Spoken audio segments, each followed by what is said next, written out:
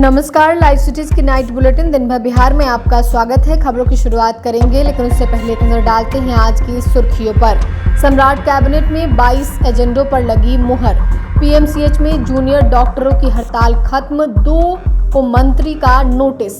राजस्व विभाग का फैसला, अब हर काम होगा ऑनलाइन, मंत्री का ऐलान। सीएम सम्राट और नीतीश कुमार से मिले बीजेपी उम्मीदवार अभिषेक सिन्हा।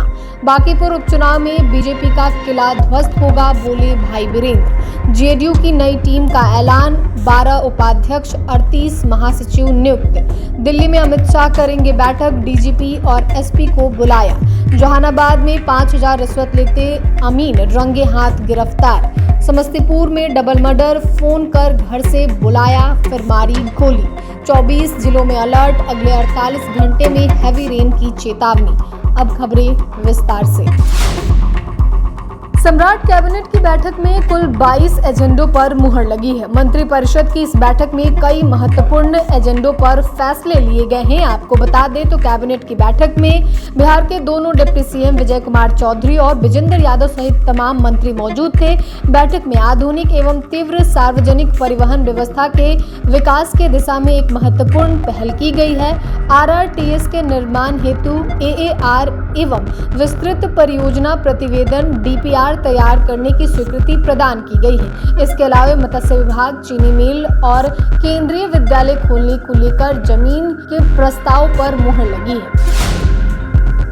पटना पीएमसीएच में जूनियर डॉक्टर्स एसोसिएशन ने हड़ताल तत्काल प्रभाव से वापस ले लिया है। स्वास्थ्य विभाग ने डॉक्टरों की प्रमुख मांगों पर कार्रवाई का भरोसा दिया है। स्वास्थ्य विभाग से सकारात्मक वार्ता हुई है। पीजी रेजिडेंट डॉक्टरों के स्टाइफेंड और सीनियर रेजिडेंट के वेतन संशोधन का प्रस्ताव भी इसी सप्ताह वित्त विभाग को भेजा जाएगा। अन्य मांगों के समाधान अगले 1 महीने में करने का आश्वासन दिया गया है। स्वास्थ्य मंत्री निशांत कुमार ने कहा कि उनकी मांगों पर हम काम करेंगे और जल्द बैठक कर आगे की कार्रवाई की जाएगी।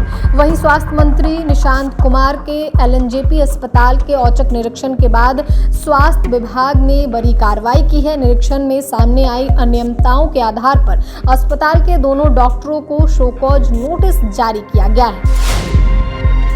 राजस्व न्यायालयों की प्रणाली को पूरी तरह पारदर्शी, डिजिटल और नागरिक हितैषी बनाने की दिशा में बड़ा कदम उठाया गया है। राजस्व एवं भूमि सुधार मंत्री डॉक्टर दिलीप कुमार जायसवाल के निर्देश पर विभाग ने स्पष्ट किया है कि आरसीएमएस के तहत दायर मामलों की सुनवाई के दौरान अब किसी भी पक्षकार से भौतिक दस्तावेज या साक्ष्य स्वीकार नहीं किए जाएंगे। सभी साक्ष्य केवल आरसीएमएस पोर्टल पर ऑनलाइन अपलोड किए जाएंगे और उन्हीं के आधार पर मामलों का निष्पादन होगा। विभाग के सचिव जय सिंह ने राज्य के सभी समहर्ताओं, अपर समहर्ताओं, भूमि सुधार उप समहर्ताओं और अंचल अधिकारियों को निर्देश जारी कर व्यवस्था पर सख्ती से पालन सुनिश्चित करने को कहा है।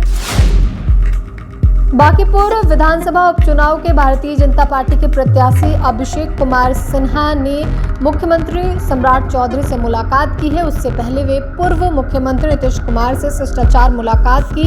इस अवसर पर भाजपा के प्रदेश अध्यक्ष संजय सरावगी भी उपस्थित रहे। पूर्व मुख्यमंत्री नीतीश कुमार ने अभिषेक कुमार सिन्हा को अपना आशीर्वाद प्रदान करते हुए आगामी चुनाव में प्रचंड विजय की शुभकामना दी। उन्होंने अग्रिम जीत की बधाई देते हुए उनके उज्जवल राजनीतिक भविष्य की कामना की। आरजेडी विधायक भाई वीरेंद्र ने बांकीपुर उपचुनाव को लेकर सियासी तापमान बढ़ा दिया है। उन्होंने आरोप लगाया है कि सरकार ने इस सीट को अपनी प्रतिष्ठा का सवाल बना लिया है, क्योंकि भाजपा के राष्ट्रीय अध्यक्ष नितिन नवीन की प्रतिष्ठा इस चुनाव से जुड़ी हुई है।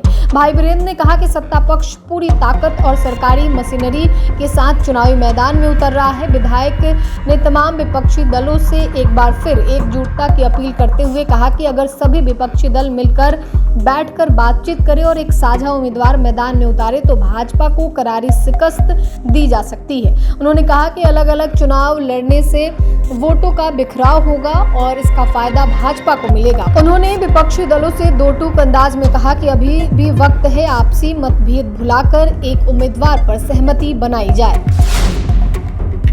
जेडीयू ने अपनी नई प्रदेश कमेटी का ऐलान कर दिया है। पार्टी नेतृत्व ने इसे संगठन को नई ऊर्जा देने और जमीनी स्तर पर सक्रियता बढ़ाने की दिशा में अहम कदम माना जा रहा है। बिहार प्रदेश अध्यक्ष उमेश कुशवाहा ने नए पदाधिकारियों के नामों की घोषणा की है। नई टीम में संगठन के विभिन्न स्तरों पर बड़े पैमाने पर जिम्मेदारियों का बंटवारा किया गया है। घोषित सूची के अनुसार पार्टी ने 12 प्रदेश उपाध्यक्ष, 38 प्रदेश महासचिव और 74 प्रदेश सचिवों की नियुक्ति की है। पार्टी का मानना है कि नई टीम संगठनात्मक गतिविधियों को और गति देने में महत्वपूर्ण भूमिका निभाएगी। एमएलसी नीरज कुमार को एक बार फिर पार्टी का मुख्य प्रवक्ता नियुक्त किया गया है। इसके अलावा कुल 9 प्रवक्ताओं को भी जिम्मेदारी सौंपी गई है। देश की सुरक्षा नीति में एक और बड़ा मोड़ आता दिख रहा है। इसी क्रम में गृह मंत्री अमित शाह ने 9 जुलाई को राज्यों के पुलिस महानिदेशकों की एक अहम बैठक बुलाई है। इस बैठक में बिहार के सीमावर्ती जिलों की सुरक्षा व्यवस्था को लेकर केंद्रीय गृह मंत्री ने एक अहम बैठक बुलाई है। केंद्रीय गृह मंत्री अमित शाह की अध्यक्षता में होने वाली इस उच्च स्तरीय बैठक में बिहार समेत सीमावर्ती राज्यों की सुरक्षा व्यवस्था की व्यापक समीक्षा की जाएगी। बैठक का मुख्य फोकस सीमा सुरक्षा, घुसपैठ, मादक पदार्थों की तस्करी, मानव तस्करी और अन्य अंतर्राज्यीय एवं अंतर्राष्ट्रीय अपराधों पर रहेगा। इस बैठक में बिहार के डीजीपी के साथ सभी सीमावर्ती जिलों के एसपी और डीएम भी शामिल होंगे।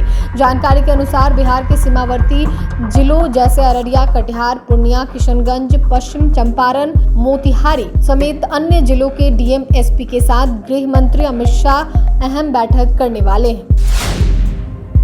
जहानाबाद जिले के मखदुमपुर अंचल कार्यालय में निगरानी की टीम ने बड़ी कार्रवाई करते हुए अमीन अनिल कुमार सिंह को 5000 रुपए रिश्वत लेते रंगे हाथों गिरफ्तार कर लिया है। जानकारी के अनुसार गया जिले के बेलागंज निवासी विमलेश कुमार उर्फ राखी वर्मा ने अपनी 26 डिसमिल जमीन की नापी के लिए 5 फरवरी को ऑनलाइन आवेदन दिया था। आरोप है कि आवेदन के बावजूद अमीन अनिल कुमार लगातार उन्हें टहलाते रहे और बाद में जमीन की नापी कराने के एवज में 5000 रुपए रिश्वत की मांग की, जिसके बाद निगरानी अन्वेषण ब्यूरो में शिकायत दर्ज कराई गई। पीड़ित मखदुमपुर अंचल कार्यालय में अमीन अनिल कुमार को 5000 रुपए दे रहा था। पहले से मौजूद निगरानी की टीम ने उसे रंगे हाथों गिरफ्तार कर लिया। समस्तीपुर में गैंगवार में 2 लोगों की गोली मारकर हत्या कर दी गई है। मृतकों की पहचान प्रभात चौधरी और सनी कुमार के रूप में हुई है। प्रभात चौधरी शराब कारोबार से जुड़ा था। वो हाल में ही जेल से छूटा था। प्रभात पर 2023 में समस्तीपुर कोर्ट में पेशी के दौरान फायरिंग हुई थी, जिसमें वो घायल हुआ था। वारदात मंगलवार की देर रात चकहेसी थाना क्षेत्र के नामपुर दरियापार गांव की है। मृतक के पिता संजय कुमार चौधरी ने बताया कि रात में बेटा घर पर था। इसी दौरान किसी का फोन आया, जिसके बाद वो स्कॉर्पियो से अपने 3-4 सहयोगियों के साथ बागमती नदी के नामापुर दरियापार मिलने के लिए गया था। इस दौरान नदी के पार पुल के पास बेटे पर अंधाधुंध फायरिंग की गई। उसके सिर में 4 से 5 गोली लगी, जिससे मौके पर ही उसकी मौत हो गई। सदर डीएसपी 2 संजय कुमार ने घटना की पुष्टि की। मृतक प्रभात चौधरी पर पूर्व से शराब मामले के साथ ही हत्या, आर्म्स एक्ट से जुड़े कई मामले दर्ज हैं। कोर्ट में पेशी के दौरान जब उस पर फायरिंग हुई थी, तब से वो जेल में बंद था। बिहार में मानसून का असर दिखने लगा है। आज मौसम विभाग ने 24 जिलों में आंधी बारिश का अलर्ट जारी किया है। इस दौरान 40 किलोमीटर प्रति घंटे की रफ्तार से तेज हवा चल सकती है। पटना समेत 14 जिलों में आज भी बादल छाए रहने की संभावना है।